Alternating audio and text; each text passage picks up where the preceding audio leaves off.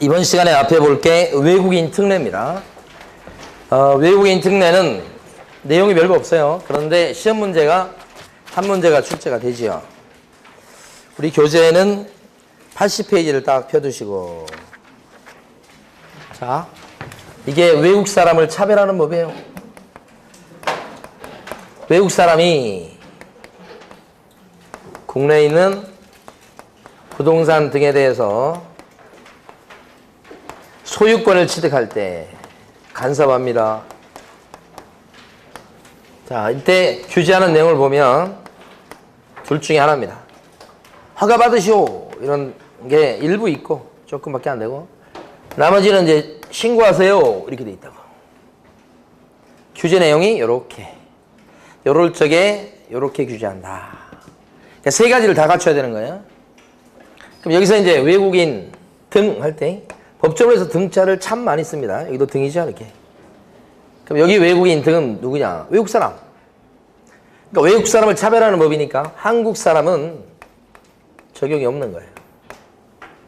어떤 사람이 외국 사람입니까? 대한민국 국적을 안 갖고 있는 사람, 이렇게. 그 외국인. 근데 규제하는 걸 보면 외국 회사도 규제를 받아요. 당연히 여기도 규제, 여기도 규제. 그럼 반대로 얘기하면 한국 회사입니다. 그러면요, 한국 회사는 규제 안 받겠죠? 내국 법인은 규제가 없어요. 이렇게. 자, 근데 중요한 건 지금이에요. 한국 회사인데, 한국 회사. 그런데 예외적으로 규제 받는 한국 회사가 있다. 원칙은 한국 회사는 규제를 안 받는데 예외적으로 규제 받는 경우가 있다. 어떤 경우냐? 한국 회사지만 그 회사의 구성원의 절반 이상이 외국 사람이에요. 그러면 한국 회사지만 규제를 받아요. 한국 회사일지라도 거기 임원진의 절반 이상이 또 외국 사람이야. 그러면 규제를 받는다는 거예요. 한국 회사일지라도 그 회사에 출자된 자본금의 절반 이상을 외국 사람이나 외국 법인이 출자했어. 그러면 또 규제를 받아요. 마지막, 한국 회사일지라도 그 회사 주주 의결권의 절반 이상을 외국인이나 외국 법인이 갖고 있어요. 그러면 또 규제를 받아요. 그러니까 시험에서 중요한 포인트는 여기에요. 예외적으로 규제 받는 거. 한국 회사일지라도 규제 받는 거. 이 넷 중에 하나라도 걸리면 규제를 받는 거예요. 하나라도 걸리면, 하나라도. 그럼 여기 나와 있는 네 가지, 이걸 기억해야 되느냐? 필요 없어요. 그걸 틀리게 안 됩니다. 뭘 내겠어요, 여기서? 숫자 내요, 숫자. 이걸 틀리게 내질 않아. 그러니까 뭐 앞에 건 신경 쓰지 마시고 숫자 2분의 1을 기억하셔야 돼. 그러면 한국 회사인데 임원이 10명 있어. 그 중에 5명이 한국 사람, 5명이 미국 사람이야. 규제 받아야 안 받아요? 받는다. 2분의 1 이상이니까 2분의 1 이상이니까 2분의 1부터 규제를 받는 거야. 딱 절반만 외국 사람이 있어도 규제 받는다 이 말이요. 그걸 물어보고 사례도 그걸 물어보고 지문도 그거. 그러니까 규제 받는 것은 외국 사람, 외국 법인, 한국 법인일지라도 넷 중에 하나 걸리면 규제 받아. 일단 기본적으로. 그 다음에 두 번째는, 그러니까 시험에서 여기가 중요한 포인트고, 두 번째 중요한 포인트는 요 부동산 등인데, 이건 이미 했어요. 아까 두 번째 시간이지. 부동산 등 할 때 여기서는 진짜 부동산과 부동산을 취득할 수 있는 권리로 이렇게 나눌 수 있고, 진짜 부동산이 토지하고 건물이고, 부동산을 취득할 수 있는 권리가 두 개인데, 하나가 공급 계약이고 또 하나가 지위다. 그래서 토, 건, 공, 지 이렇게. 같은 법에 있습니다. 이 특례가 부동산 거래 신고 제도하고 같은 법에 있다고요. 같은 한 법에. 그러니까 부동산 등 하면 이게 똑같지. 중요한 게 여기 보시면 옛날에는 토지에 대해서만 규제했어서 토지. 옛날에는 외국인 등이 토지를 사들일 때나 규제했었다고. 지금은 근데 규제 범위가 넓어졌어요. 외국 사람이 아파트 분양받아요. 신고해야 돼요, 이제. 공급계약도. 외국 사람이 건물만 사들입니다. 그래도 신고해야 돼. 옛날 땅 샀을 때나 신고했었어요. 옛날에. 근데 지금은 뭐예요? 건물도 얘도. 이게 뭐예요? 전매예요. 전매. 외국 사람이 분양권을 누가 파니까 분양권을 샀어요. 이 첫 번째 계약이 공급 계약이고 두 번째 계약이 전매예요. 두 번째 이후 계약이. 그러니까 외국 사람이 분양권 샀어? 신고해야 돼 이제는. 옛날에 신고 안 했지 옛날에는. 그러니까 옛날보다 신고하는 그 대상 범위가 넓어진 거죠. 넓어진 거죠. 출제가 유력합니다 이게. 작년 바뀌고 나서 작년 시험에도 아직 안 나왔어요 이게. 이럴 때도 신고해야 된다. 근데 아마 문제는 이럴 때는 신고할 필요가 없다 이렇게 나올 거라. 옛날하고 달라진 점을 물어볼 거라. 자, 세 번째. 소유권 취득이라고요. 소유권 취득. 그러니까 외국 사람이 무슨 지상권을 취득한다. 이런 거. 임차권을 취득한다. 이런 거. 저당권을 취득한다. 이런 거 적용이 없어요. 어떤 것만요? 소유권. 소유권 취득. 이것만 규제하는 거예요. 소유권 취득. 그것도 뭐예요? 취득만 규제한다는 거 중요한 거예요. 취득. 그러니까 외국 사람이 아파트 분양권을 분양받았다가 팔어. 팔 때는 뭐라고 안 해요. 양도하고 이전하고 매각하고 이럴 때는 간섭 안 한다고요. 아파트 분양권 똑같은 거라도 분양받았던 아파트 분양권을 갖다가 팔아먹어. 그때는 뭐라고 얘기 안 해요. 신고하라고 안 그래. 그런데 분양권을 사들일 때는 신고해야 돼. 사들일 때는. 네? 취득이에요. 취득. 여기 하나, 요 넓어진 거 하나, 그 다음에 여기, 이런 거 출제하는 거예요. 세 가지 갖고. 자, 근데 이제 규제하는 걸 보면 허가받도록 되어 있는 건 이건 여전히 땅에 대해서만 허가 제도가 있어요. 그리고 신고는 아까 이거하고 똑같아요. 부동산 등 해서 신고 대상은 이거하고 똑같습니다. 그러니까 원래는 규제는 요것이 여기로 가는 거예요. 대부분 신고예요. 근데 이제 허가받는 그런 경우가 땅에 대해서 있는데 땅만 허가받는 거예요. 땅만. 그 땅 허가받는 지역 땅을 기억해 두셔야 돼. 네 군데 땅이에요. 네 군데 땅. 그래서 한 지문은 이거라고 생각하셔야 돼. 한 지문은 외국인 특례에서. 이게 뭐냐면 첫 번째가 야생 생물 특별 보호구역이에요.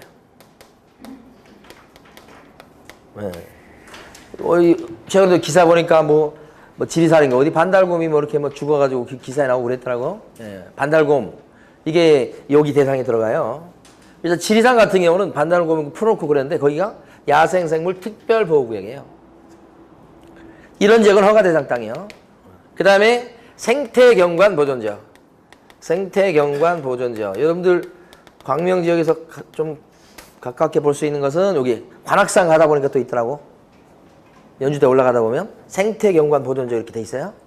산 중에. 아니면 한강변에도 저기 어디야?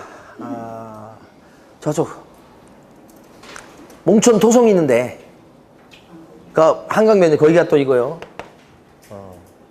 누가 사지도 않겠지만 하여간 생태경관 보존지역 이런 땅. 그 다음에 뭐가 있냐면 군사와 관련된 지역들입니다. 군사 시설 보호구역 같은 거 전방 백령도나 연평도 다 여기 들어갑니다. 사전 허가 대상이에요.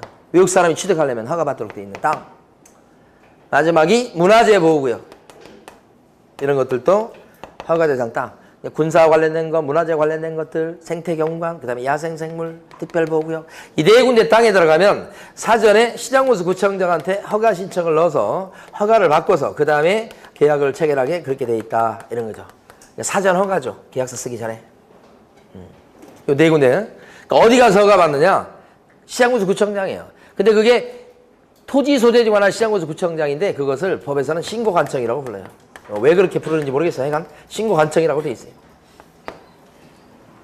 허가받는데 신고관청에 가서 허가받는 거예요. 그러니까 그 부르기를 신고관청이라고 불러요. 이게 시장, 군수, 구청장한테 허가받는다. 그거예요. 그걸 신고관청이라고 불러요. 이때 신청을 넣었을 때 심사기간이 15일이에요.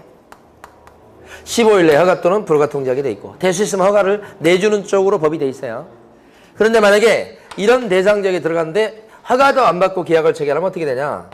그러면 그 계약 자체는 어떻게 돼요? 이거 중요하겠죠? 효력이 없어요. 그리고 허가 안 받고 계약을 체결한 외국 사람은 잡혀갑니다. 형사처벌해요. 2학년 2반이라고 형사처벌, 계약도 무효고. 그러면 외국인 이런 사람들은 이게 허가 대상 땅이어서 허가 받고 계약 체결해야 된다. 허가 안 받고 계약 체결했다가는 형사처벌 받는다. 취득도 못하고 이거 외국인이 알까요? 한글도 모르는 외국인이 알 거냐고요. 우리나라 사람도 알기 힘들잖아요, 이걸요. 어떻게 알겠어요? 그래서 여러분들이 아셔야 된다. 땅을 소개하는 여러분들이 알고 있어야 될 지식이다 이 말이에요. 그래서 외국인 특례가 매년 한 문제씩 출제가 되는 것은 그런 이유예요. 꼭 기억하셔야지. 자, 그런데 이런 허가 대상 지역 빼고 나머지는 전부 다 신고. 대부분 신고예요, 신고. 이때는 취득을 먼저 하셔. 그리고 나서 나중에 사후적으로 신고하는데 취득 원인이 뭐냐에 따라서 좀 틀리지. 만약에 취득 원인이 계약을 원인으로 해서 소유권을 취득한다. 계약. 그죠? 그때랑 계약 외 원인으로 취득한다. 이때랑 그 다음에 국적이 바뀌었을 때랑 이런 경우 세 가지로 나눌 수 있다고요. 그래서 계약을 원인으로 취득했다. 자, 소유권 취득이에요. 소유권 취득. 그 소유권을 취득하는 원인된 계약 뭐가 있을까요? 소유권을 취득하게 되는 계약이 뭐가 있을까요? 매매 계약을 체결하는 경우 있겠고 또요. 교환도 들어갈 수 있죠. 교환계약. 그 다음에 아까 우리 공급계약도 있었죠. 공급계약도 들어가잖아요 지금. 아파트 분양 받는 거. 공급계약 이것이. 또요. 증여 있죠. 증여도 계약이고 증여를 통해서 소유권 취득하는 거 맞죠? 소유권 취득하는 계약이에요 전부 다. 이게 계약을 원인으로 취득하는 그런 사례들이죠. 요렇게. 근데 보세요. 아까 두째 시간에 배웠던 실거래가 신고 제도가 두 문제 나오는데 실거래가 신고 제도에서는 실거래가 신고를 어떤 경우에만 합니까? 매매 계약을 체결했거나 또는 공급 계약을 체결하고 그랬을 때 신고하잖아요. 그러니까 거기서는 우리 아까 교환이나 증여 계약을 체결했을 때는 실거래가 신고 안 한다고 막 공부했었잖아요. 아까 여기는 하잖아. 외국인 특례에서 여기는 들어가죠. 그런 차이점을 정확히 알아두셔야 돼. 얘도 신고한다. 이때는 60일 내에 신고하도록 돼 있다. 신고관청에. 언제부터 60일이냐? 계약서 쓴 날부터 60일을 따진다. 계약일로부터 60일이다. 이렇게. 증여나 교환도 신고해야 된다. 이렇게. 증여도 계약이니까 60일 내에 신고해야 된다. 이런 거. 그런데 계약 외 원인으로 부동산 등의 소유권을 취득하는 경우가 있죠. 계약 외 원인. 계약 말고 어떤 게 있어요? 가장 많이 일어나는 게 상속. 그 다음에 경매. 시험에 제일 많이 나온 게 경매죠. 그 다음에 상속과 성질이 비슷한 똑같은 합병 이런 거. 또요. 확정 판결 이런 거 판결. 그 다음에 환매권 행사 그런 것들이 계약 외 원인으로 부동산 등의 소유권을 취득하는 경우죠. 계약 외 원인이죠. 그 중에 시험에서는 늘상 나오는 게 이 중에서 경매요. 경매. 그리고 상속 정도까지 나왔어. 그리고 상속과 비슷한 합병이 최근에 한번 나왔죠. 이거 나오지도 않고. 주로 뭐가 나와요? 경매. 그런데 보세요. 아까 실거래가 신고할 때 상속을 받았거나 경매로 낙찰을 받았을 때 실거래가 신고합니까? 안 했었잖아요. 아까 안 한다고 그렇게 강조해서 말씀드렸죠. 근데 외국인 특례에서는 상속이나 경매로 외국인 등이 부동산 등을 소유권 취득했을 때도 신고해야 된단 말이에요. 그 차이점을 알아두셔야지. 이때는 6개월 이내에 취득 신고하도록 되어 있고 6개월 이내죠. 언제부터 6개월입니까? 그러면 언제부터죠? 소유권을 취득한 날부터. 이거 중요하죠. 취득일. 이거 중요하죠. 조문은 이렇게 되어 있는데 구체적으로 상속 같은 경우는 언제가 소유권 취득일이 됩니까? 상속 같은 경우? 상속 개시 이렇게 하고 경매 같은 경우는 언제가 소유권 취득일이 돼요? 경락되고 완납한 날 이렇게 되죠. 그러니까 경매 같은 경우 여러 번 나오면서 이런 것도 물어봤지만 구체적으로 언제냐도 물어본 거예요. 경락대금을 완납한 날부터 6개월을 치는 거예요. 그게 취득일이니까. 그 다음에 국적이 바뀌었어요. 국적만 바뀌었지만 외국 국적을 취득하게 되면 외국인 등이 보유하는 면적이 늘어나잖아요. 그래서 신고하라고. 그렇게 신고하라고 하는 거예요. 이 신고하라고 하는 것은 취득을 못하게 하겠다는 생각은 이만큼도 없어요. 통계 잡는 게 목적이에요, 이게. 허가는요, 취득 못하게 하려는 게 깔려 있어요, 이거.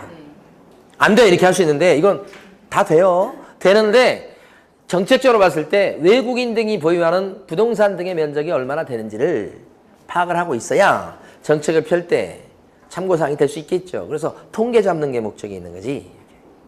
그렇죠. 그래서 보세요. 만약에 외국 사람이 부동산 등에 대해서 매매 계약을 체결했다. 그러면 부동산 실거래가 신고를 외국 사람도 해야 되거든. 근데 아까 부동산 실거래가 신고할 때 외국인이 매수인일 때는 매수 용도를 체크하는 난이 있었어요? 없었어요? 있었어요. 그거 체크해서 거기서 이미 실거래가 신고할 때 통계가 잡혀요. 매수 용도까지 세부적으로 잡혀요. 근데 그런 경우에 외국인 특례에 따른 취득신고를 해야 될 경우가 있을 수 있을 텐데 그때 이걸 또 해야 되냐 이 말이죠. 이게 통계 잡는 데 목적이 있잖아 지금. 외국인 특례에 따른 그런 취득신고는 통계 잡는 데 목적이 있는데 벌써 이거 여기서 통계 잡히죠? 그럴 적에는 이거 하면 이거 할 필요가 없겠다 이 말이야. 이게 그렇게 시험에 잘 나와요. 이게. 아까 이거 이유를 아까 설명드렸어요 이제. 모르시면 안 돼. 자, 국적 바뀌었을 때는 국적이 바뀐 그 날부터 이것도 6개월 내 신고하시도록 돼 있다. 이것도 6개월입니다. 초창기 시험 문제는 60일이냐 6개월이냐 이거 바꿔서 출제하고 또 60일 내에 빨리 해야 될 것을 안 하거나 늦게 하거나 거짓을 하면 300만 원 이하의 과태료고 좀 늦게 해도 되는 이런 경우는 안 하거나 거짓을 하게 되면 100만 원 이하의 과태료 이렇게 되니까 300과냐 100과냐 이거 물어보고 막 그랬어요. 시험 문제에서. 기본이야. 그러니까 여기서는 가만히 보면 초창기 시험 문제는 60일이에요? 6개월이에요? 물어보고 300과요? 100과요? 물어보고 이제. 요즘은요. 언제부터 60일이고 언제부터 6개월인가를 물어보는 거예요. 특히 위에 걸 조심하셔야 돼요. 계약이라고 돼 있죠. 여기를 취득일이라고 하면 안 돼요. 다 빨갛게 쓴 이유가 다 있는 거예요. 얘를 여기다 갖다 붙이면 안 된다고. 계약을 원인으로 취득했을 때는 취득일로부터 60일 내에 신고해야 된다. 아마 대부분 맞다고 그럴 거예요. 틀린 거요? 이런 걸 맞추려면 수업을 들었다고 해서 맞추는 게 아니에요. 틀려봐야 돼요, 여러분들이. 문제를 풀어갖고 틀려가지고 왜 틀렸지? 맞다고 생각했는데 하면서 보니까 취득일이 아니고 계약일이네? 이거 어떻게 다르지? 하면서 한번 이렇게 고민을 해봐야 그게 그나마 기억이 남는 거예요. 공부를 하려고 하는 것이. 그래서 중개업령을 공부할 때 기본서를 갖다가 10번, 20번 읽어가지고 점수가 올라가는 게 아니에요. 절대 안 올라가요. 문제를 푸셔야 돼, 문제. 문제를 풀어봐야 어떤 것이 어떻게 출제되고 내가 어떤 걸 모르고 있는지를 정확히 아는 거예요.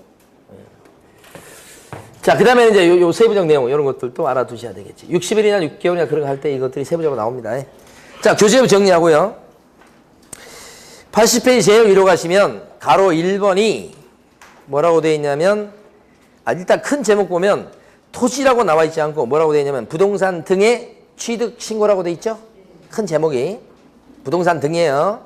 그때는 가로 1번 계약을 원인으로 할 때는 60일 내 취득 신고하죠. 그때는 언제부터 60일이라고요? 체결일로부터. 옆에다 써두셔야 돼. 잔금일 아니고 옆에다가 잔금일로부터 60일 그러면 안 되고 그죠? 취득일로부터 60일 이것도 안 되고 이게 제일 어렵다고 그랬잖아요. 이런 게. 그 다음에 또요. 이전 등기일로부터 60일 이거 다 틀립니다. 다 틀립니다. 세 개 다. 뭐만 맞아요? 계약일. 그러면서 동그라미 2번 보시면 부동산 거래 신고를 했을 때는 제외한다. 이게 요거 써두셔야지. 부동산 실거래가 신고했을 때는 외국인 특례에 따른 취득 신고를 할 필요가 없다. 요 얘기죠 지금. 동그라미 2번이 가로 2번요. 계약 외 원인이죠.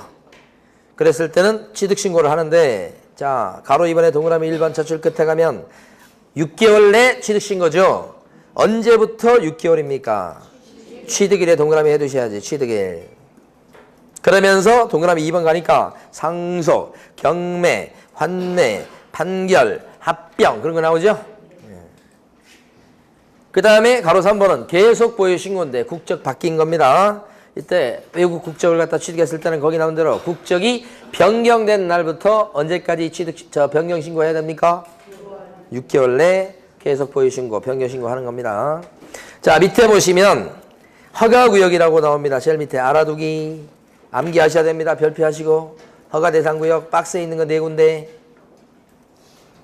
군사와 관련된 거, 문화재 관련된 거, 생태경관, 야생생물 특별보호구역 이렇게 4군데. 자, 그런데 그 박스 바로 위에 가시면 2줄이 있고요. 그 2줄 중에 2번째 줄 끝에 가시면 자, 별표하십니다. 토지거래 허가 받은 경우 취득 허가는 받지 아니한다라고 되어 있는 부분. 자, 요겁니다. 요거. 아까 부동산 실거래가 신고했다 그랬을 때 외국인 특례에 따른 취득 신고는 이때 이미 통계가 잡히기 때문에 할 필요가 없다고 그랬습니다. 만약에 토지거래 허가를 받았다. 여기 나와 있는 생태 경관 보존적인데 이게 허가 대상 땅이기도 한다 이 말이에요. 예를 들어서 그러면 토지거래 허가를 받아야 된다고. 토지거래 허가 받았다 했을 때 외국인 특례에 따른 취득 허가는 더 이상 필요가 없다. 토지거래 허가 제도가 워낙 센 제도다. 그래서 외국인 특례에 따른 취득 허가는 더 이상 필요가 없다는 거 쓴 거잖아요. 지금 방금 전에. 외국인 특례가 약한 제도인 걸 아시겠죠? 자, 그 다음에 오른쪽 가셔서 가로 2번에 동그라미 1번. 토지 취득 허가 신청을 받은 신고관청은 어떻게 하느냐? 신청 받은 때부터 15일 내 허가 또는 뭐요? 불허가 통지를 해야 된다. 불허가 처분을 해야 된다. 오른쪽 페이지 제일 위에. 오른쪽 페이지 제일 위에 갔어요. 지금 끝났어요, 이제. 동그라미 3번에 가면 허가를 받지 않고 체결한 토지 취득 계약은 어떻게 되겠어요?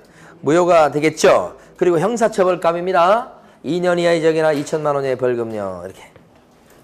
자, 그 다음에 81페이지 제일 밑에 가시면 가로 2번에 취득 등의 취자가 빠졌네요. 취득 등의 신고, 취득의 신고 등 관리라고 돼 있죠. 네, 그거 동그라미 1번과 동그라미 2번을 다 밑줄 긋습니다. 자, 무슨 얘기냐? 여기서 보시면 신고관청 나왔잖아요. 칠판 보시면 신고관청 나왔는데 신고관청은 허가증을 줬거나 또는 신고 들어왔으니까 신고 필증을 줬겠죠. 그러면 신고관청은 자, 시 도지사한테 관련 자료를 이렇게 제출하도록 되어 있습니다.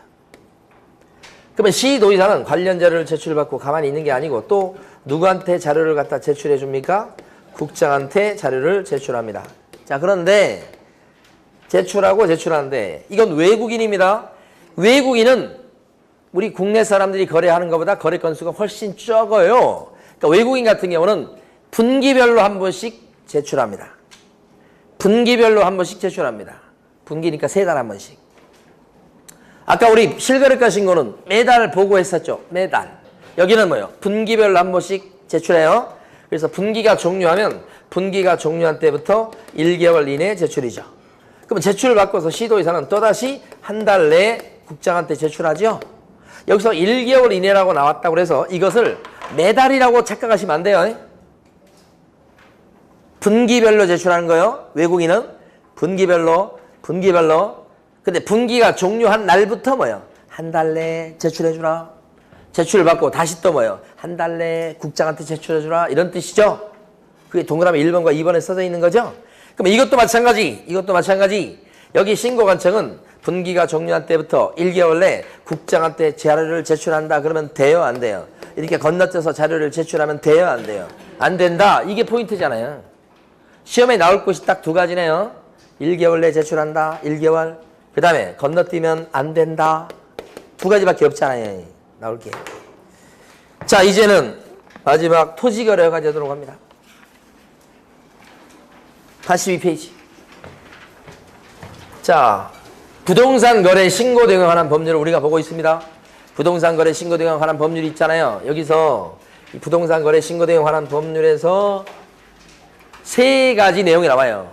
첫 번째가 실거래가 신고제도였고, 두 번째가 지금 봤던 외국인 특례입니다. 그 다음에 세 번째가 토지거래 허가 제도인데, 이 3가지 내용 중에서 토지거래 허가 제도가 법조문이 제일 많아요. 그러니까 여기 토지거래 허가 제도는 마음먹고 내려고 그러면 한도 끝도 없이 낼 수 있어요. 그런데 출제 비중으로 봤을 때는 뭐 한 문제밖에 안 내요. 많이 내야 2문제 나온다고 예상되는데 지금 현실적으로 한 문제 내니까 한 문제 아니면 2문제 정도 비중을 보셔야 돼. 자, 그래서 토지거래 허가 제도에 대해서 지금부터 설명을 드릴 텐데, 오늘 나눠드린 자료가 하나 있었죠? 그 나눠드린 자료 한 페이지짜리.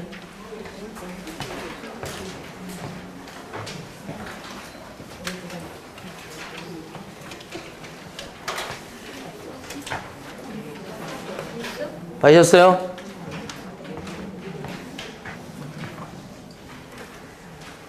자, 그거하고 비슷한 내용을 제가 칠판에 그려서 설명을 드릴 거고, 그 다음에 그 과정에서 우리 교재에 나와 있는 내용을 부분 봐가면서 같이 나갈 겁니다. 네, 그러니까 그때 잘 보시면 되겠어요. 자, 먼저 큰 그림은 일단 투기 가능성이 있는 땅이다 그러면 허가구역으로 묶습니다. 그러니까 일단은 허가구역 내에 들어가는 땅이어야 됩니다. 토지가 들어가고요. 그 다음에 그 땅덩어리가 커야 돼요. 기준 면적을 초과합니다. 이렇게 덩어리가 커야 되고 땅덩어리가. 그 다음에 세 번째는 어느 때 이제 토지가 허가를 받냐면 소유권, 지상권 이런 거 있잖아요. 소유권, 지상권 이런 거에 소유권, 지상권을 설정하거나 넘기는 유상계약일 때, 유상계약, 예약도 계약입니다. 유상계약이나 예약일 때 토지가 허가를 받도록 합니다. 독특한 것은 지상권 취득하거나 이전하고 막 그럴 때 지상권도 건드린다고 하는 게 특징입니다. 그렇죠? 아까 외국인 특례도 소유권만 규제했었어요. 첫 시간에, 두째 시간에 배웠던 실거래가 신고 제도도 소유권만 건드렸었어요. 대부분 그래요. 소유권만 규제합니다. 근데 여기는 뭐까지요? 지상권. 자, 근데 이랬을 때 규제하는 거 보면 허가 신청 대상 지역이니까 허가 신청을 넣어서 그 다음에 허가를 받고 그 다음에 계약서를 쓰세요. 이런 뜻이죠. 그래서 등기를 하라 이런 뜻이죠. 이전 등기, 등기까지. 토지거래 허가증이 딱 들어와야 등기가 납니다. 이게 규제하는 내용이죠. 그럼 허가는 누가 내줍니까? 허가관청이. 허가관청이 어딥니까? 그러면 시장, 군수, 구청장이죠. 토지 소재지 관할 시장, 군수, 구청장이 허가관청이죠. 거기서 허가권자가 돼서 허가를 내주는 거죠. 토지거래 허가구역으로 지정하는 사람은 누굽니까? 허가구역으로 지정하는 사람. 허가구역을 묶은 사람. 투기 가능성이 있다고 봐가지고 묶는 거. 그린벨트 했는데 이번에 풀리게 됐어요. 투기 가능성이 높다 봐가지고 토지거래 허가구역을 묶어버리죠. 누가 지정해요? 지정. 국장이 하는 경우가 있고 그 다음에 뭐예요? 시도의사가 지정하는 경우가 있죠. 만약에 경기도하고 강원도에 걸쳐 있는 땅을 허가구역으로 묶으려고 합니다. 누가 지정하는 게 맞겠어요? 국장이고. 경기도 지역에 있는 그 일부 땅을 허가구역으로 묶으려고 합니다. 누가 지정권자가 되는 게 맞아요? 경기도지사. 이런 식으로. 그러니까 허가권자하고 허가구역을 지정하는 사람과 허가 내주는 사람은 구별되죠. 여기가 일선 행정관청입니다. 그럼 여기 지정할 때 절차가 어떻게 되느냐? 절차를 가만히 보니까 절차는 자, 4단계 절차입니다. 첫 번째는 도시계획심의위원회에서 심의를 합니다. 이거 묶어야 되는가? 심의를 하고 거기에서 묶어야 되겠다 그러면 허가구역으로 지정 공고를 합니다. 지정 공고가 되면 그 다음에 알려주게 됩니다. 통지. 허가구역으로 이거 묶으려고 그래. 통지. 그래서 뭐 시도의사가 지정했다 그러면 시장군수 구청장한테 통지. 그럼 시장군수 구청장은 등기소장한테 통지. 왜냐하면 허가구역이 되면 등기 신청할 때 허가증이 들어와야 되거든. 등기소장도 알 필요가 있겠죠. 그러니까 알아야 될 만한 알만한 사람, 알 사람한테는 다 통지해 줍니다. 네? 세부적으로 모셔도 괜찮아요. 통지만 여기저기 다 해요. 보이는 사람한테 다 하는 거예요. 그리고 나머지가 마지막에 뭐예요? 주민들이 뭐예요? 열람해봐요. 자기 땅이 허가구역에 들어가는지 안 들어가는지 열람을 할 수 있도록 합니다. 이게 4단계 절차예요. 도시계획심의위원회에서 심의해보고 지정을 합니다. 그래서 공고를 하죠. 그리고 나서 알려주고 마지막에 주민들 보고 열람하라고 해서 열람을 합니다. 4단계 절차. 자, 여기서 중요한 것은 이 절차 중에 토지거래 허가구역으로 되는 시점은 언제예요? 언제부터 토지거래 허가구역으로 되는 겁니까? 지정 공고가 있은 날부터 허가구역입니까? 지정 공고가 있은 날부터 허가구역이 됩니까? 지정 공고가 있은 다음 날부터 허가구역이 됩니까? 도대체 언제부터 허가구역이 됩니까? 공고된 날도 아니고 그 다음 날도 아니고 5일 있다가 효력이 발생한다고 그러잖아요. 그때부터 허가구역이 되는 거예요. 그리고 지정이 되면 지정할 때 허가구역으로 묶을 때는 기간은 길면 몇 년까지 가능해요? 5년이죠. 5년. 그렇죠? 묶었을 때는 길게 묶으면 5년. 5일 있다가 효력 발생하고. 자, 그런데 허가구역을 묶을 때 5년 이내니까 2년을 허가구역을 묶을 수 있죠. 이번에 그린벨트에서 풀리니까 2년 동안 허가구역을 묶었다. 심의를 통해 가지고 2년 지났어. 지났는데 보니까 아직도 투기 가능성이 남아있다고 보이는 거야. 그러면 재지정을 하죠. 다시 묶어요. 재지정합니다. 재지정할 때는 어떤 절차를 거치느냐. 여기도 똑같이 처음에 심의를 하고 그 다음에 공고, 지정 공고를 하고 그 다음에 알려줄 사람한테 통지하고 마지막한테 주민들이 열람하게 만들고 이렇게 해서 4단계 거치는 건 똑같은데 중요한 것은 재지정할 때는 사전에 시장군수구청장이나 시도지사의 의견을 청취하도록 되어 있다는 것이 중요한 특징이에요. 뭐 할 때요? 재지정할 때. 요게 포인트. 그러니까 재지정하는 절차는 그러니까 몇 단계가 되는 거예요? 5단계가 되는 겁니다. 심의하기 전에 어떤 절차를 거친다고요? 의견 청취. 국장이 묵을 때는 시도지사 얘기를 들어보는 거고 시도지사가 묵을 때는 시장군수구청장의 의견을 청취한다 이 말이에요. 그러면 시험 문제 출제할 때 출제는 어떻게 출제하겠어요? 여기하고 혼동하게끔 출제하겠죠? 지정한다 그러면서 재지정이 아니고 다 지정 말고 지정하고자 했을 때는 도시계획심의위원회 심의를 거치기 전에 사전에 의견을 청취한다는 얘기를 여기다 쓰겠죠? 그러면 틀릴 거 아니요? 어떻게 출제를 할지도 알 수가 있다고 이제는. 저게 있으니까 이게 다르니까 여기다 갖다 붙이면 틀리죠? 자, 그 다음에 또 이것도 있다고. 아니 토지거래 허가구역으로 묶었다. 그런데 묶어놓고 보니까 오히려 투기 가능성이 낮아. 거래도 거의 없어. 가격도 높이 형성 안 돼. 그럼 어떻게 해요? 풀어줘야 될 거 아니에요. 그걸 뭐라고 불러요? 지정, 해제. 아니면 허가구역을 이만큼 묶었는데 보니까 투기 가능성 있는 땅은 이 정도밖에 안 돼. 그러면 나머지는 풀어줘야 되겠죠. 그것도 뭐라고 불러요? 그건 일부 축소. 이건 투기 가능성이 없어지는 거죠. 있으니까 묶는 거죠. 다시 묶는 거죠. 이건 풀어주는 거죠. 중요한 차이점은 이렇게 풀어줄 때는 개인의 재산권 같은 것을 이거 묶어놨으면 침해하는 결과가 되니까 풀어줄 만한 사유가 있을 때는 무조건 이건 지정 해제 하여야 한다고 돼 있습니다. 이게 중요한 특징이에요. 묶을 때는 어떻습니까? 정책입니다. 묶을 수도 있고 안 묶을 수도 있고 정책적인 요소가 가미되어 있습니다. 그러니까 지정할 수 있답니다. 재지정도 마찬가지입니다. 정책적인 성격을 띄어요. 근데 이건 지정 해제나 일부 축소 같은 경우는 그런 사유가 있다 그러면 의무적으로 풀어주도록 되어 있다는 거예요. 어떻게 출제하겠습니까 이거? 할 수 있다 하면 틀리겠죠? 어떻게 출제하겠습니까 여기서? 해야 된다고 하면 또 틀리다고 여기는. 그렇죠? 재산권 침해 관점에서 보는 겁니다. 그래서 여기 보면 지정해제나 일부 축소다 그랬을 때는 무조건 사유만 있다면 풀어주게 돼 있다. 중요한 특징. 교재에서 보면 왼쪽 82페이지요. 가로 1번에 동그라미 2번 지정권자 나왔죠? 지정권자 있잖아요.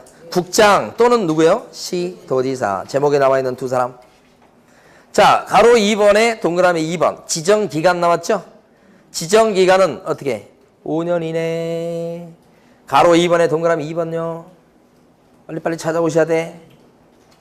동그라미 2번. 그 다음에 가로 3번에 보면 지정 절차가 나왔죠? 지정 절차 보시면 자 지금부터 큰 동그라미 쳐볼 겁니다. 동그라미 1번에 심의. 동그라미 심의. 심의 동그라미 하셨죠? 그 다음에 오른쪽 페이지 가면 제일 위에 동그라미 2번 지정권자의 공고 나오죠? 공고 동그라미. 그 다음에 그 밑에는 통지 나왔죠? 통지 동그라미. 세 번째 단계 통지. 자, 네 번째가 뭐라고요? 열람이지.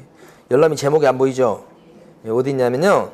동그라미 4번에 셋째 줄 보면 열람할 수 있도록 해야 된다고 돼 있죠? 네, 열람을 크게 동그라미 4단계 그래요. 열람까지. 그러면서 동그라미 5번 보면 허가구역의 지정은 지정권자가 허가구역의 지정을 공고한 날부터 며칠 있다가 효력이 발생됩니까? 5일 있다가 그거 체크해 두시고 동그라미 5번. 그 다음에 가로 4번에 셋째 줄 지정해제나 축소 나왔죠? 그래서 사유가 인정이 되면 축소 요청이나 해제 요청이 이유가 있다고 인정이 되면 셋째 줄 지체 없이 허가구역의 지정을 해제하거나 일부 축소를 하여야 한다. 할 수 있다가 아니고 하여야 한다. 이렇게. 그 다음에 82페이지 왼쪽 페이지. 82페이지 왼쪽 페이지 보시면 가로 3번에 동그라미 니은번 뭐라고 되어 있습니까? 재지정할 때는 심의 전에 어떤 절차를 거치라? 의견 청취. 요거잖아요. 요거요. 의견 청취 사전 의견 청취. 뭐 할 때는 재지정할 때는 미리 의견을 들어야 되죠. 자, 그 다음에 83페이지 가시면 83페이지요. 오른쪽 페이지 밑에 보시면 토지거래에 대한 허가 이렇게 돼 있죠. 거기 보면 허가 대상 동그라미 2번에 기억반 허가 대상 나왔죠. 네, 자, 여기서요. 다른 거 하지 말고요. 요거요. 소유권 지상권까지 규제합니다. 소유권 지상권. 근데 아실 건 이거예요. 유상계약이니까 토지거래 허가구역 내에 들어가는 땅인데 증여를 받아서 소유권을 취득합니다. 허가구역 내 땅을 증여 받습니다. 그러면 등기도 가져와야 되겠죠. 이제 소유권 취득하려면 그때 토지거래 허가증 필요합니까? 증여 받는데 토지거래 허가증 필요하냐고. 허가구역인데 필요 없다고요. 왜 그래요? 증여는 유상계약입니까? 무상계약입니까? 무상계약이니까 여기는 유상계약만 허가를 받도록 돼 있었죠. 만약에 토지거래 허가구역 내 땅을 경매로 낙찰받습니다. 이 작년 문제입니다. 이게 토지거래 허가구역 내 땅을 경매로 낙찰받아요. 토지거래 허가증 필요할까요? 경매로 낙찰받는데 토지거래 허가증 허가구역에 이거 필요 없어요. 왜요? 계약만 허가받는 계약. 여기는 뭐예요? 지금 경매잖아요. 경매. 토지거래 허가 맞습니다. 그래서 안 맞는다. 두 개를 꼭 알아두시고 넘기시고 다음 페이지로 가시면 박스를 별표하십니다. 박스. 이 박스가 뭐냐? 그러면 박스 보세요. 박스. 박스가 이겁니다. 기준 면적 별표하시고 기준 면적 면적이 땅이 면적이 좀 커야 돼요. 그래야 투기 가능성이 있다가 보고 그걸 규제하는 거예요. 조그만 땅은 규제 안 하는 거예요. 면적이 커야 됩니다. 다시 한번 허가구역 내에 들어가는 땅이고 두 번째 면적이 커야 돼. 그죠? 그때 면적을 보면 자 여기에 기준 면적을 정해놓은 것인데 요거 시험에서 중요합니다. 자 요게요 도시지역 일대하고 그 다음에 비도시지역 일대하고 기준 면적을 정해놓은 게 다르죠. 자 도시지역 일대는 면적 크기를 갖다가 기준을 정할 때 도시지역은 용도지역 갖고 정합니다. 용도지역. 근데 비도시지역은 관리지역이나 뭐 이런 거 있잖아요. 뭐 어떻게 암기하시나요? 모르겠네. 도관, 농자 뭐 이런 거 하잖아요. 농림지역이나 뭐 이런 거 있잖아. 이 비도시지역 같은 경우는 지목 가지고 한다고 이렇게. 지목 가지고. 그래서 여기 보면 도시지역 여기서는 용도지역상 주거지역이에요. 그러면 몇 제곱미터가 초과해야 돼요? 180. 그죠? 주거. 180. 상업지역일 때는요. 암기하셔야 됩니다. 이거. 자료 안 줍니다. 200 초과해요. 상업지역일 때는 200. 공업지역일 때는 주상공. 공업지역일 때는 660 초과죠. 초과라고 초과 넘어가야 된다고요. 만약에 공업지역인데 660제곱미터예요. 토지거래가 필요합니까? 필요 없습니다. 넘어가야 된다고요. 660까지는 필요 없다는 뜻이에요. 초과. 기준면적 초과. 녹지지역일 때는 100제곱미터 초과죠. 100. 자, 그런데 도시지역이지만 용도지역이 아직 지정이 안 된 미지정 지역도 있을 수 있죠. 자, 미지정 지역일 때는 몇 제곱미터 초과? 90제곱미터 초과 이렇게 되잖아요. 이걸 여러분 반복해서 하셔야 돼요. 그런데 만약에 비도시지역이다 그랬어요. 비도시지역. 이때는 지목 가지고 따진다고 그랬죠. 응? 비도시지역. 뭐 농림지역이나 이런 거. 자, 비도시지역일 때는 지목상 요게요. 제일 싼 땅이 임야예요. 그래서 임야다 그랬을 때는 지목상 임야예요. 근데 1000이 넘어가야 돼. 자, 두 번째. 자, 이런 농림지역이나 이런 비도시지역인데 지목이 농지예요. 농지, 전, 답 이런 거예요. 과수원 이런 거. 이런 농지일 때는 이거 절반이에요. 500초가. 이게 그래도 좀 땅값이 비싸지. 산지라고 얘기하는 거예요. 임야가 제일 싸고. 그 다음에 그 밖에 기타 나머지 지목일 때는 이거 절반인 250초가죠. 250초가 맞죠? 이게 대지라든지 창고 용지라든지 나머지 지목들은 전부 다 뭐예요? 250초가. 이렇게 비도시지역 같은 경우는 지목 가지고 정해놨죠? 이걸 갖다 속속들이 알고 계셔야 돼요. 그러면 제가 이제 문제를 내는 거예요. 자, 문제. 만약에 녹지지역입니다. 녹지지역 내 임야가 있는데 이 면적이 500제곱미터입니다. 이때 요거 매매하고 막 그럴 때 토지거래 허가를 받아야 되는 거냐 이 말이죠. 녹지지역 내 임야인데 제곱미터가 면적이 500제곱미터입니다. 그러면 토지거래 허가 받는 겁니까? 받을 필요 없습니까? 받아야 됩니다. 녹지지역이라고 돼 있기 때문에 여기에 들어갑니다. 여기요. 이미 도시지역입니다. 그러면 뭐예요? 이건 따지지 않아요, 이면은. 그러니까 이건 100제곱미터만 초과해도 벌써 뭐예요? 허가 대상이니까 500이나 됐으니까 허가 받아야지. 제일 어려운 겁니다. 예? 그러니까 이거 반드시 암기하셔야 돼요, 기준 면적. 출제가 이미 됐었고요. 또 됩니다, 또. 자, 그 다음에 이제 이쪽으로 넘어왔습니다. 허가 신청요, 여기요. 허가 신청이 들어갔죠? 그러면 심사해가지고 15일 내에 자, 이렇게 해줍니다. 가만히 보니까 투기 가능성이 없네요. 그러면 어떻게 해주고요? 허가를 해주고요. 아, 보니까 이건 투기 가능성이 꽤 있네요. 그러면 불허가를 때려주겠죠? 그래서 불허가 통지를 하겠죠? 이렇게 합니다. 며칠 이내요? 15일 이내. 그래서 이게 민원 처리 기한이 15일이에요.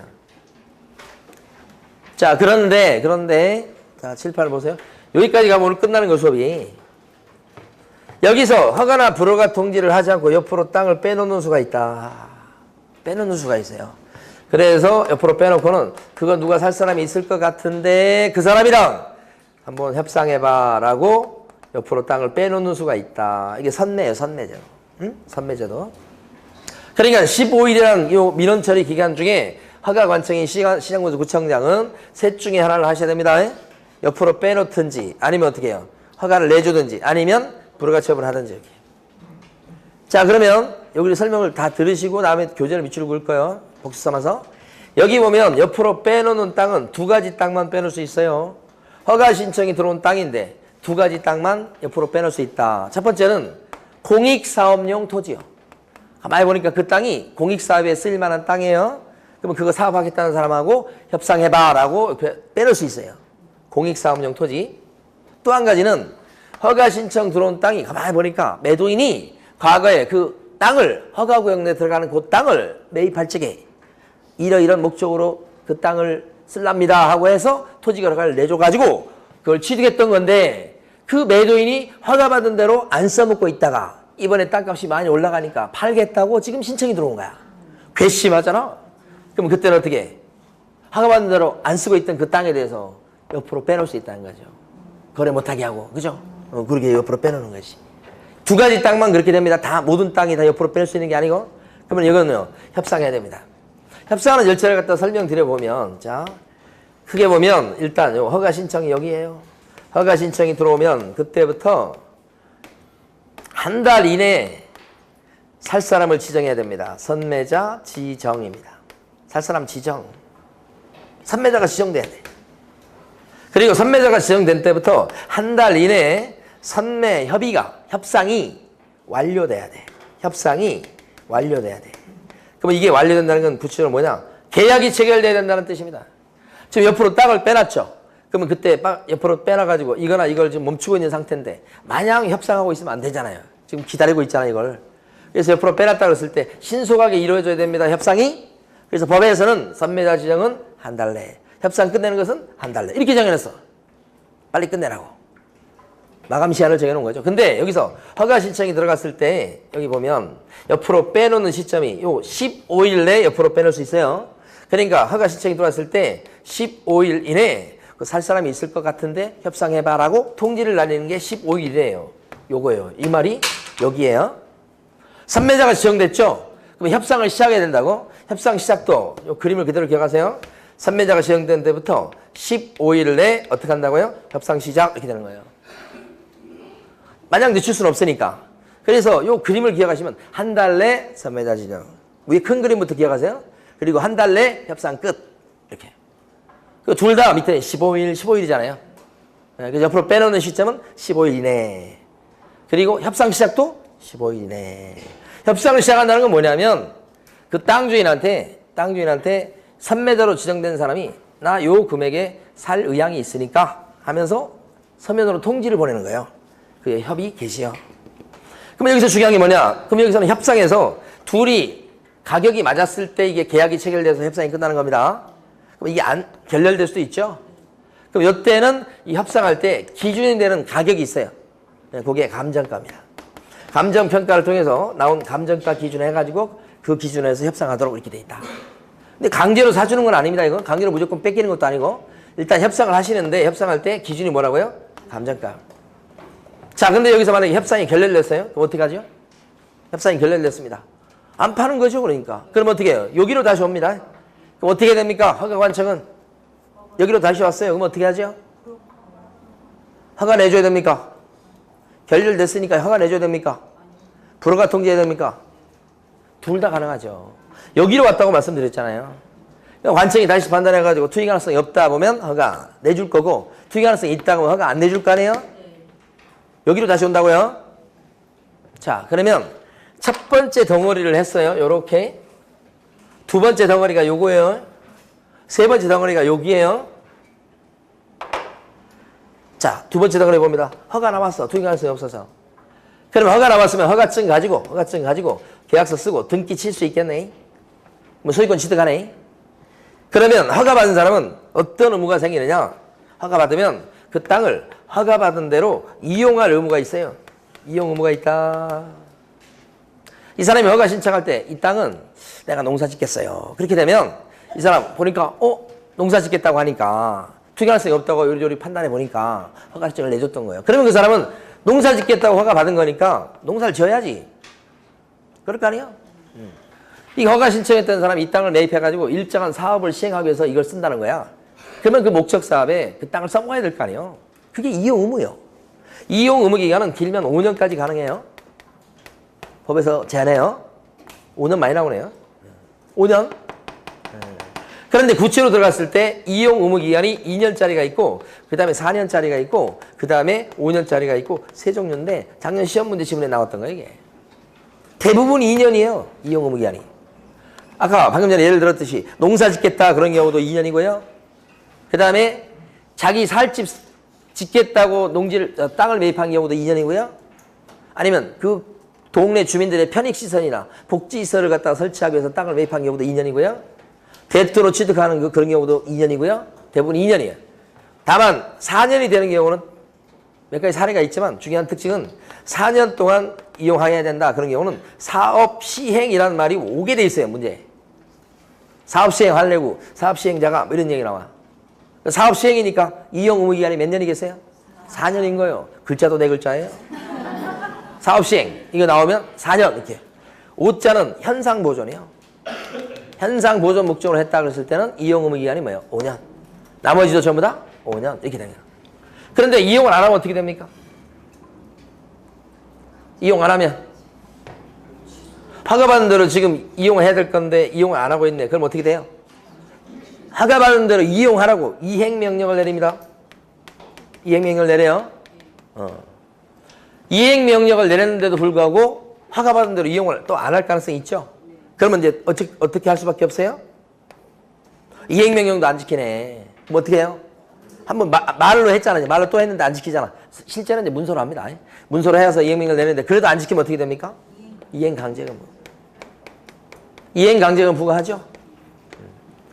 몇 프로 부과할까? 이행강제금. 여기가 흥미진진한데 이행강제금 얼마나 부과해? 취득가액에 10% 이하예요. 이하. 취득가가 실거래가요. 거기에 10% 이하니까 많이 부과하면 10%죠. 그러니까 여기서 보면 구체로 이행강제금이 10% 부과되는 경우가 있고 7% 부과되는 경우가 있고 5% 부과되는 경우가 있고 법에 따르면 세 가지로 나눠놨어요. 10%짜리, 7%짜리, 5%짜리 다 합치면 10% 이하. 세 가지 중에서 방치를 시켰어. 허가받은 대로 이용하라고 하지만 방치를 시켰을 때는 10%요. 제일 세. 두 번째는요. 임대 놨어. 임대. 자기가 직접 쓰지 않고 허가받은 대로 쓰지 않고 임대를 놨어. 그럼 몇 프로? 7%. 세 번째는 자기가 직접 쓰긴 해. 그런데 허가받은 목적하고 다른 목적을 쓰고 앉아있어. 목적을 변경했죠. 그 뭐예요? 5%. 10%? 7%? 5%. 5%. 10% 임대가 7%. 방치가 10%. 임대가 7%. 목적 변경이 5%. 출제거리. 만약에 부모가 일을 하거나 그랬을 때 애를 직접 보기 힘들잖아. 그러면 어떻게 해? 부모가 직접 애를 보기 힘드니까 그래도 일을 해야 되겠고 그러니까 애를 방치시켰어요. 10대 맞아야 돼. 10대. 그런데 그렇게 안 하고 외할머니한테 맡겼어. 그러면 부모가 보는 것보다는 못해도 외할머니가 좀 낫잖아. 그럼 7대 맞는 거요. 세 번째는 부모가 직접 보긴 봐. 근데 좀 매매를 심하게 하네. 매매는. 목적 변경. 애가 삐뚤어지게 나갈 수 있잖아. 그럼 이거 제일 안 좋은 거야. 그래도 좀 나은 거야 이게. 엄마가 직접 봐주니까. 할머니가 봐주면 7%. 보는 사람이 없으면 10%. 10% 이하요. 자, 두 번째 덩어리 하세요. 자, 마지막 덩어리. 마지막 덩어리.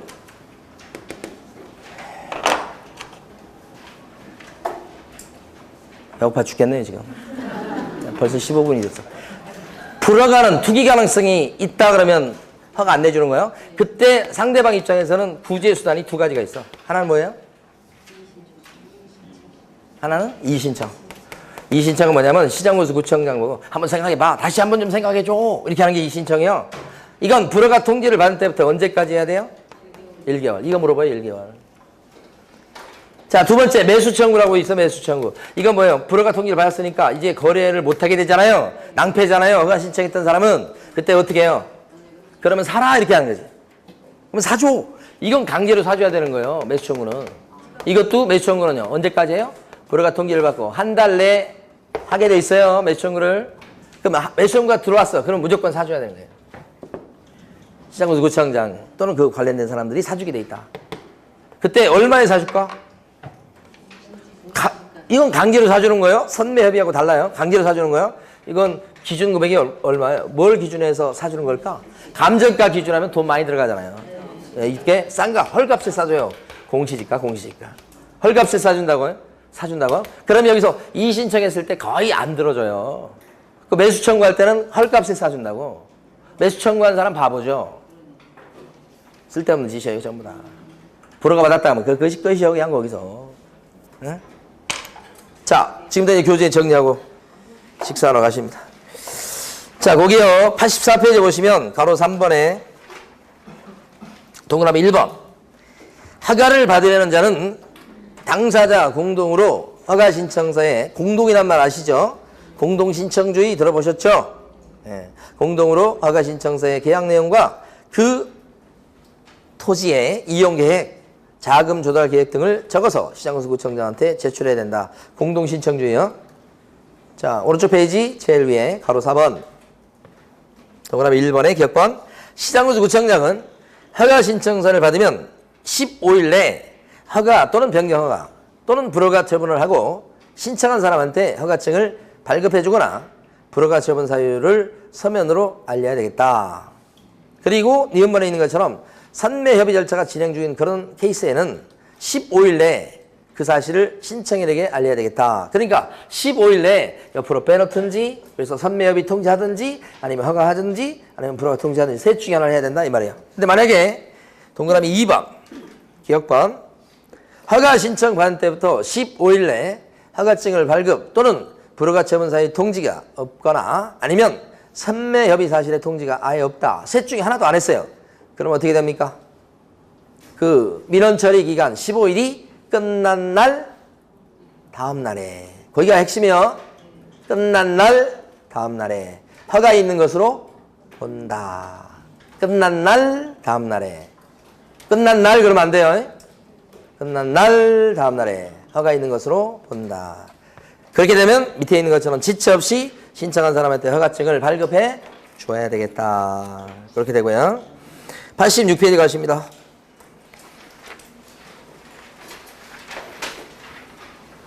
밑에 큰 4번 밑에 가로 1번 이의신청. 이의신청은 언제까지 합니까?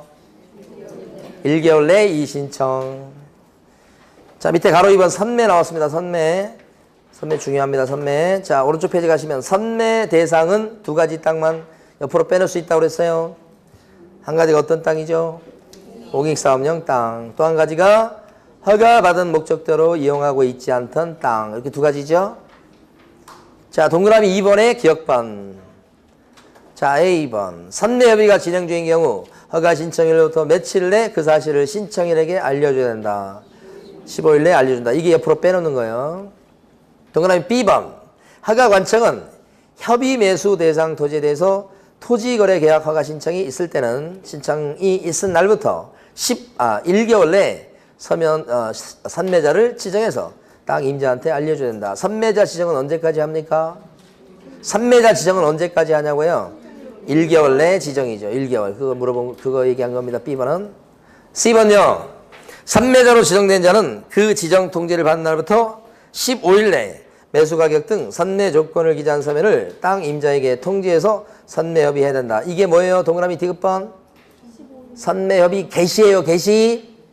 동그라미 C번을 별표하시고 동그라미 C번 15일 내 매수가격 등을 선매 조건을 갖다가 서면으로 토지 임자에게 통지하고 협의를 시작해야 된다는 뜻이에요. 이걸 15일 이내가 아니고 1개월 이내로 고쳐서 낼 가능성이 높은 거예요. 동그라미 C번이 핵심 중에 핵심인 거예요. 안 배웠다고 그러면 안 돼요, 또. 동그라미 니은번. 선매자로 지정된 자는 지정 통지를 받은 날부터 1개월 내에 선매협의를 끝내야 되고, 끝내는 건 1개월 이내죠? 끝낸다는 게 뭐죠? 계약을 체결하는 거예요. 그래서 협의조서를 관청에 제출하는 거 얘기하고요. 동그라미 3번. 선매 가격은 선매자가, 이건 자기들끼리 협상하긴 하는데, 기준되는 그런 가격이 있죠? 이거 기준되는 가격은 감정가예요? 공시지가예요? 바꿔낼 겁니다, 이거. 선매는 감정가 기준, 매수 청구는 공시지가 기준. 바꿀 준비가 돼 있어요, 출제요는. 여러분들도 준비가 돼 있어야 됩니다. 자, 동그라미 4번. 만약에 선매협의가 이루어지지 않으면 어떻게 되느냐? 허가관청은 선매협의가 이루어지지 않았을 때는 지체 없이 어떻게 해야 되죠? 허가 또는 뭐요? 불허가 여부를 결정해서 통보해야 되겠다. 이런 거죠? 자, 가로 3번은 이번에 매수 청구입니다, 이번에. 매수 청구 보니까 첫 줄 끝에 불허가 통지를 받은 때부터 언제까지 매수 청구를 해야 되겠다? 1개월 내 매수 청구. 동그라미 2번요. 허가관청은 국가 등 중에서 매수할자를 지정해서 매수할자로 하여금 어떤 금액을 기준으로 해가지고 사들여준다? 공시가 기준. 매수 청구는 공시가 기준. 선매는 감정가 기준. 다음 페이지 가시면 이용 의무가 나옵니다. 이용 의무에 보면 동그라미 1번 첫 줄 5년 범위 안에서 이용 의무 기간을 정하게 돼 있다. 동그라미 기억관처럼 2년인 게 있죠. 거주용 그러면 안 됩니다. 거기요. 자기 거주용이라고 해야 돼요. 자기 거주용. 자, 그 다음에 복지시설, 편익시설 나오면 2년. 대부분 다 2년입니다. 농업, 업, 임업, 축산업 다 2년. 대토, 대체 토지 취득도 2년. 자, 동그라미 니은번. 4년짜리가 있는데 4년짜리는 다른 것보다요. 사업 시행 이 말 오면 4년입니다. 사업 시행 4년. 동그라미 디귿번 5년짜리 있죠. 어떤 경우 5년입니까? 현상보존 그러면 5년. 나머지도 다 5년. 자, 89페이지 갑니다. 이행강제금. 작년 시험에 나왔던 게 이행강제금이에요. 중요합니다. 자, 이행강제금은 바로 때리는 게 아니고 이용 의무가 있다. 그러면 이행명령을 내려보고 그래도 안 지키면 이행강제금으로 갑니다. 그래서 다른 거 놔두시고요. 밑에 가시면 가로 2번에 이행강제금의 부가가 있습니다. 하나도 뺄 게 없을 정도입니다. 지금 가로 2번에 동그라미 1번 기억번. 시장군수 구청장은 이행명령이 정해진 기간에 이행되지 아니하면 토지 취득가액의 100분의 10 범위 안에서 이행강제금을 부과한다고요. 10% 이하라는 뜻이에요. 숫자 바꿉니다. 동그라미 디귿번 부과금액은 동그라미 A번 당초의 목적대로 이용하지 않고 방치시켜놨다. 그럼 어떻게 되고요? 10%. 동그라미 B번처럼 남에게 임대를 놔서 사용토록 했다면 7%. 동그라미 C번처럼 당초의 이용 목적을 변경해서 이용하고 있습니다. 그때는 5%. 나머지도 다 7%입니다. 5%가 아니에요. 그 밖에 다 7%라고 나와있죠? 그 다음에 동그라미 3번의 기억번. 허가관청은 최초의, 여기 마지막 페이지입니다, 지금. 최초의 이행명령이 있었던 날을 기준으로 해서, 지금 동그라미 2번 보고 있어요. 동그라미 2번 보고 있다고요, 지금. 허가관청은 최초의 이행명령이 있었던 날을 기준으로 해서 1년에 한 번씩 이행명령이 이행될 때까지 반복해가지고 이행강제금을 부가징수할 수 있다. 이행강제금은 무슨 얘기냐면 이행명령을 안 지켰죠. 그럼 이행명령이 있을 때부터 1년에 한 번씩 강제금을 부과하는 거예요. 이행될 때까지. 이때부터 1년에 한 번씩이에요. 자, 그 다음에요. 동그라미 디귿번. 허가관청은 중요합니다. 이용 의무기간이 지난 뒤에는 이행강제금을 더 이상 부과할 수가 없습니다. 아까 2년짜리, 4년짜리 지나버리면 더 이상 이행강제금 부과 못해요. 동그라미 리을번이 작년에 출제됐던 거죠. 허가관청은 이행명령을 받은 자가 명령을 이행했을 경우에는 이제 더 이상 새로운 이행강제금은 부과 못합니다. 그렇지만 이행명령을 이행하기 전에 이미 고지서 나간 이행강제금은요. 징수해야 되죠. 이미 고지서 나간 건 내야지. 그렇죠? 여기까지예요, 여기까지. 자, 수고 많으셨습니다.